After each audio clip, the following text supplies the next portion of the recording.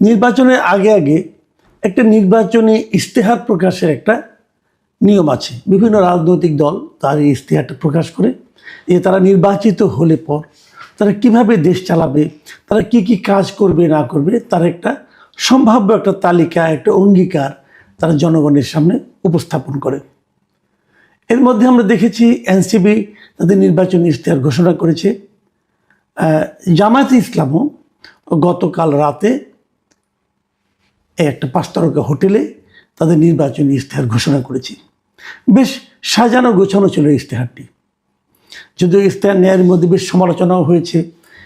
আমি একটা খুব ইন্টারেস্টিং একটা সমালোচনা দেখলাম প্রথম আলো পত্রিকায়। আমার কাছে এই সমালোচনাটা বেশ খেটে খুঁটে করা হয়েছে আর কি। মিস্টার নাদিম মাহমুদ নামে একজন গবেষক, উনি দেশের বাইরে থাকেন, উনি এই সমালোচনাটা করেছেন। এটা একটু আপনাদের বলি সমালোচনাটা কেমন ছিল। সেখানে উনি দেখিয়েছেন যে ওখানে বেশ কয়েকটা অধ্যায় জামায়াতে ইসলামের, যেমন স্বাস্থ্য পরিবার কল্যাণ, তারপরে আপনার মৎস্য প্রাণী সম্পদ, তারপরে আপনার মানব সম্পদ ও জনজীবনের মৌলিক উন্নয়ন 5ম ভাগে যেটা ছিল, শিক্ষা ব্যবস্থা, স্বাস্থ্য পরিবার কল্যাণ, তারপরে সমাজ কল্যাণ, এই সমস্ত যে অধ্যায়গুলো আছে সেই ইশতেহারে, সেই অধ্যায়গুলোর শুরুতে যে ছবিগুলি ব্যবহার তারা করেছে জামায়াতে ইসলাম, সেই ছবিগুলোর যে কটা আমি বললাম, এই সব কটার ছবি তারা ভারতীয় বিভিন্ন প্রকাশিত ম্যাগাজিন থেকে নিয়েছে। ভারতের কোনো না কোনো অনুষ্ঠানে এরকম একটা ছবি হয়েছিল, ভারতের কোনো না কোনো অনুষ্ঠানের যে সুভেনির ছিল সেখানে এই ছবিগুলো ব্যবহার করা হয়েছিল। ওনারা এগুলো কোনো ধরনের আপনার তথ্যসূত্র এবং কৃতজ্ঞতা প্রকাশ করা ছাড়াই এগুলি তারা এখানে ছাপিয়েছে। এটা এক ধরনের চর্যবৃত্তি আপনি বলতে পারেন, এক ধরনের চুরি করেছে। নিজেদের ইশতেহার প্রকাশের সময় এই ধরনের চুরি তাদের কেন করতে হলো, এটা আমার কাছে বোধগম্য নয়। এবং এখানে প্রত্যেকটা জায়গায় যেখানে নারীর ছবি আছে, একটাতে দেখা যাচ্ছে একজন লেডি ডাক্তার একজন নারীর একটা বাচ্চা মেয়েরকে স্টেথোস্কোপ দিয়ে দেখছেন, এবং তারপর আরেক জায়গায় দেখা যাচ্ছে যে গার্মেন্টস শ্রমিকরা কাজ করছেন। যে নারীর যে ছবিগুলি দেখা আছে, জামাতের যারা লিডার আছেন, মহিলা লিডার, নারী লিডার, এবং জামাত যেহেতু পর্দা প্রথায় বিশ্বাস করে তারা পর্দা দিয়ে চলে, কিন্তু এখানে হিজাব ছাড়াই নারীদের ছবিও দেখলাম। ওখানে যেভাবে ছিল ভারতের ওই ছবিটাতে, তারা হুবহু সেটা এখানে জাস্ট মেরে দিয়েছে। তো এটা জামাতের এক ধরনের দীনতা আমি মনে করব, দৈন্য একটা ব্যাপার। দরকার ছিল না তো, আমাদের দেশে তো এরকম তাদের দিয়ে ছবি তুলতো, হিজাব পরা বোরকা পরা এই ধরনের পর্দানশীল মহিলাদের ছবি হিসেবে দেওয়া যেতে পারত। তো আধুনিকতাও করবেন, আবার পর্দার কথাও বলবেন, এটা কেমন? তো এই জায়গাটাতে আমার মনে হয়েছে যে খুবই একটা তারা প্রকাশগত একটা দুর্বলতা তারা দেখিয়েছে। এটা আমি বললাম যে আজকে আমি প্রথম আলোতে পড়লাম, চোখে পড়লো, এই জন্য বললাম। ওরা একদম খুঁজে খুঁজে বের করেছে ছবিগুলো। আমি দেখেছি, আমার কাছে একটু খটকে লেগেছিল, কিন্তু কোথার থেকে চুরি করেছে, কোথার থেকে নিয়েছে, এটা তার আমি আসলে বুঝতে পারিনি। কিন্তু নাদিম মাহমুদ সাহেবকে ধন্যবাদ জানাচ্ছি যে উনি অনেক খুঁজে খেটে এগুলি বের করেছেন একদিনের মাথায়। আমি আজকে যে বিষয়টির কথা বলতে চাই সেটা হলো যে জামাতের আমির ডক্টর শফিকুর রহমান বেশ কিছুদিন আগে দেশের বাইরে, বোধহয় আমেরিকায় বসে একবার একটা অনুষ্ঠানে বলেছিলেন যে ওনারা নারীদের, শ্রমজীবী নারীদের, অথবা যে সমস্ত নারীরা অফিসে কাজ করেন তাদের কর্মঘণ্টা কমানোর কথা উনি বলেছিলেন। যে আমরা তো এমনি সবাই 8 ঘন্টা কাজ করি, ওখানে ওনারা 5 ঘন্টা কাজের কথা বলেছিলেন, যে 3 ঘন্টা তাদের কর্মঘণ্টা কমানো হবে। এবং এই কমানোর মাধ্যমে ওনারা হয়তো ভেবেছিলেন, অথবা ওনারা জানানোর চেষ্টা করেছিলেন যে নারীদের প্রতি তাদের দল কতটা সহানুভূতিশীল, হয়তো এই কথাটাই প্রকাশ করতে চেয়েছিলেন। তবে সেখানে বিতর্ক হয়েছে, অনেকে বলেছে, আমিও বলেছি, যে ওনারা যে কর্মঘণ্টা কমাচ্ছেন, ওনাদের কাছে কি কোনো নারী এ পর্যন্ত কখনো কোনো প্রক্রিয়ায় এই আবেদন করেছে যে আমাদের কর্মঘণ্টা কমিয়ে দিন? এটা একদিক দিয়ে উনারা হয়তো একটা লজিক দেখানোর চেষ্টা করেছেন যে নারীরা তো ঘরেও কাজ করে, আবার বাইরেও যদি সমানই কাজ করে তাহলে কেমন চলবে? তো ঠিক আছে, ঘরে কাজ নারীদের জায়গায় পুরুষরা করলেই পারে, না তো নেই কোনো কাজের, তো আর কোনো জেন্ডার হয় না, তাই না? মনে করেন ভাত খাওয়ার পর আপনি প্লেটটা ধোবেন, নারীকেই ধুতে হবে? এমন তো আমাদের এই দেশে একটা প্র্যাকটিস কিন্তু আছে, দেখবেন যে স্বামী স্ত্রী দুইজনেই চাকরি করে, হয়তো এমন আছে যে একই অফিসে চাকরি করে, ব্যাংকে হয়তো একসঙ্গেই চাকরি করেন, দুজনে একসঙ্গে যান, একসঙ্গে ফিরেন, ফেরার পর পুরুষ যিনি আছেন উনি যে ড্রয়িং রুমে যে হেলান দিয়ে বসে মোবাইল টিপেন অথবা টেলিভিশন দেখেন অথবা পত্রিকা পড়েন, আর নারী কিন্তু অফিসের কাপড়টা চেঞ্জ করেই যে রান্নাঘরে ঢুকেন। তো এটা না করলেই হয়, উনি সবাইকে করুন, প্রভাবিত করার চেষ্টা করুন, বলুন, উৎসাহ দিন যে পুরুষরাও নারীদের সঙ্গে যে কাজ করবে, অথবা নারীকেই কেন করতে হবে, নারী যে রেস্ট দিক, উনি যে মোবাইল টিপুন, পুরুষ যে রান্না করুন, কোনো সমস্যা তো নাই। রান্নার কাজটা যে কেবল নারীদের, এটা আমাদের দেশে বোঝা যায়। আপনি যখন কোনো বড় বড় হোটেলে খান, রেস্টুরেন্টে খান, সেখানে রান্নাবান্না কিন্তু পুরুষরাই করে, কাজে পুরুষরা রান্নাবান্না করতে পারে না তা তো আর নয়। যাই হোক, সেটা আলোচনা না। আলোচনার বিষয় হলো যে এই যে নারীদের কর্মঘণ্টা কমানোর যে ব্যাপারটা, এইটা আবদারটা কে করেছিল ওনার কাছে? কেউ করেনি। এবং বলার চেষ্টা করা হলো যে 3 ঘন্টা কমালে মেয়েদের জন্য একটা উপকার হবে, নারীরা এরকম সুবিধা পাবে। কিন্তু আসলে কি তাই পাবে?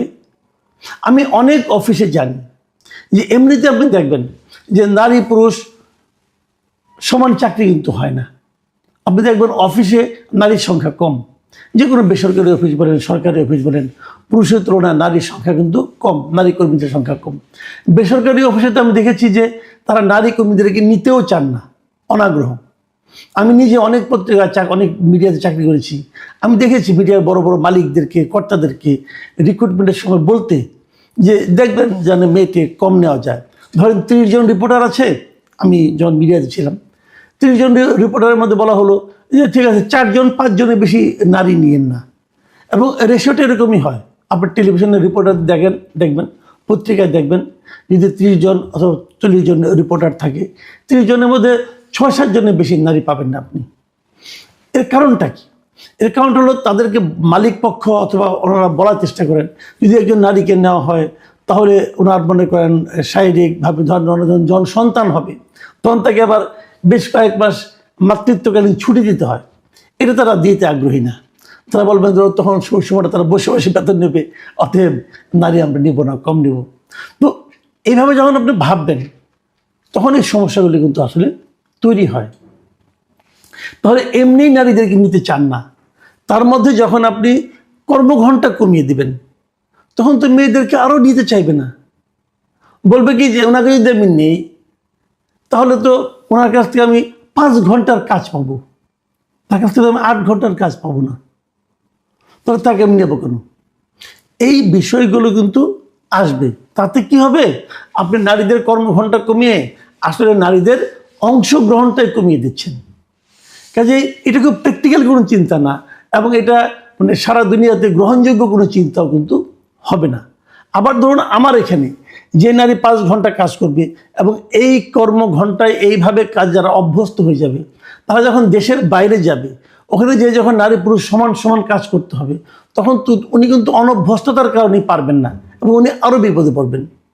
কাজেই এটা খুব লজিক্যাল না।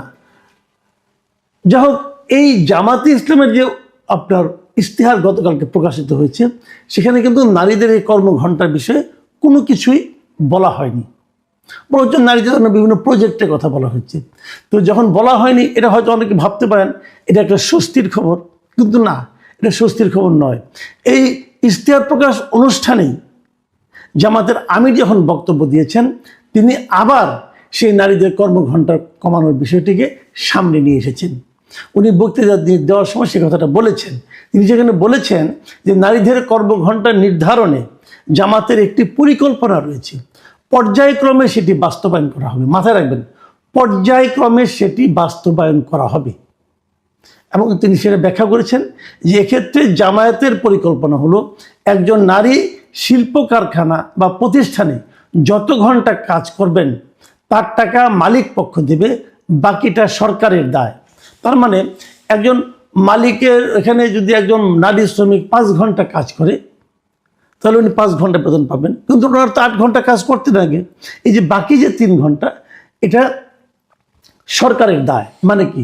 তাহলে সরকার তাকে দিবেন নারীকে, যদি উনি ক্লিয়ার করেন নাই, উনি সরকারের দায় বলেছেন। ধরলাম সরকারি এটা নারীটাকে আরও 3 ঘন্টার টাকা দিলেন, তাহলে নারীটা হয়তো চলে গেল, কিন্তু এর মাধ্যমে ওই প্রতিষ্ঠান কি নারী শ্রমিক নেওয়ার জন্য আগ্রহী হবে? হবে না। এটা হবে একটা জটিল সমস্যা। আর যদি একটা বিপ্লবী এবং যুগান্তকারী পদক্ষেপ হয়েই থাকে, তাহলে ওনারা এটাকে ওনাদের ইশতেহারে আনলেন না কেন? ইশতেহারে কেন আনলেন না? আনেননি কারণ ওনারা ভেবেছেন এটা ইশতেহারে আনলে হয়তো একটা বড় বিতর্ক হতে পারে এবং এটা ডকুমেন্টেড একটা বিষয় হয়ে যাবে। তখন সেটা নিয়ে যে বিতর্কটা হবে, সেই বিতর্কটা হয়তো তারা ফেস করতে পারবে না। কিন্তু বলার আনন্দে উনি বলে দিয়েছেন যে এটা পর্যায়ক্রমে হবে। পর্যায়ক্রমে মানে আজকে হবে না, আজকে কিছু হবে, অথবা ধরুন এই প্রতিষ্ঠানে হবে, হয়তো প্রথমে হয়তো ব্যাংকগুলিতে হয়ে গেল, তারপর হয়তো শিক্ষাক্ষেত্রে হয়ে গেল। এখন ভাবেন তো আপনি শিক্ষাক্ষেত্রে, ধরেন স্কুলে টিচার, একটা নারী 5 ঘন্টা পরে চলে গেল, তাহলে স্কুলের কি হবে? যারা স্টুডেন্ট তাদের কি হবে? ওখানে যারা নারী শিক্ষার্থী তারাও কি কম পড়বে? তারাও কি 5 ঘন্টা পড়বে? ঘটনাটা কি হবে তাহলে?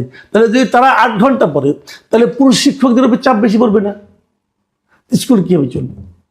তো এই যে ইমব্যালেন্সটা, এটা কীভাবে থামাবেন আমি জানি না। আমার ধারণা কি জানেন, এগুলো নিয়ে খুব একটা গবেষণা হয়নি। ওনারা গবেষণা না করেই কেবল কমন সেন্স থেকে এ ধরনের কিছু কথা বলে দিয়েছেন। এবং যে কথাটা আমি বারবার বলি যে কমন সেন্স দিয়ে বড় কাজ করা যায় না। কমন সেন্স অবশ্যই গুরুত্বপূর্ণ, কিন্তু আপনি যখন রাষ্ট্রীয় কোনো একটা সিদ্ধান্ত নেবেন, সমাজের জন্য যখন একটা দীর্ঘস্থায়ী সিদ্ধান্তে যাবেন, তখন কমন সেন্সের উপর নির্ভর করেন না। ডাক্তার শফিকুর রহমান আমার ধারণা সেই কাজটাই করেছেন, এবং হয়তো ওনার মনে এটা আছে। উনি হয়তো দলকে খাওয়াতে পারছেন কিনা জানি না, তাহলে উনি বারবার ওটা আবার বলছেন কেন? এবং এটার মধ্যে আমি একটা অভিসন্ধিও দেখি। অনেকে হয়তো বলবেন যে কী অভিসন্ধি? অভিসন্ধিটা এই ধরনের যে নারীদের ব্যাপারে ওনাদের যে দৃষ্টিভঙ্গিটা, এটা আলাদা করে ওনাদেরকে প্রকাশ করতে হচ্ছে, এবং এই প্রকাশ করার মাধ্যমে ওনারা নারীর উপকারের পরিবর্তে নারীদেরকে আরও বেশি ক্ষতিগ্রস্ত করার মতো পদক্ষেপ হয়তো যাবেন। কারণ নারীরা নেতৃত্বে আসতে পারবেন না, ওনারা নারীদেরকে মনোনয়ন দেবেন না, যেটা নাকি কয়েকদিন আগে জুলাই সনদে ওনারা স্বাক্ষর করে আসছেন যে ওনারা নির্বাচনে 5% নারীকে মনোনয়ন দেবেন। নারীদেরকে ওনারা মনোনয়ন দেবেন না, নারীদেরকে ওনারা নেতৃত্বে আনবেন না বলে, এবং আনা কখনো সম্ভব না বলে ওনারা আন্তর্জাতিক মিডিয়াতে সাক্ষাৎকারে বলবেন। এবং সর্বশেষ যে স্ক্যান্ডালটা, যে এক্স হ্যান্ডলারের যে ওনার যে আপনার নারী বিষয়ক যে মন্তব্য, খুব অশ্লীল একটা মন্তব্য, উনি বলেছেন যে ওটা নাকি ওনার হ্যাক হয়েছিল। তো এখন পর্যন্ত যতগুলি জায়গায় পেয়েছি, এটা নিয়ে নানা ধরনের আলোচনা হচ্ছে, কিন্তু উনি নিজে অস্বীকার করেছেন যে উনি বলেন নাই। তো আমি এটা নিয়ে আর আলোচনা করতে চাইনি, যেহেতু উনি অস্বীকার করেছেন, আমি ওনার অস্বীকারটাকে নিচ্ছি। তো এই সব মিলিয়ে এই দলটিকে আমার কেন যেন মনে হচ্ছে ওনারা নারীদের নিয়ে কোনো একটা পরিকল্পনা করছেন। সেই পরিকল্পনাটা আলটিমেটলি ইতিবাচক পরিকল্পনা, না তো নেতিবাচক ষড়যন্ত্র।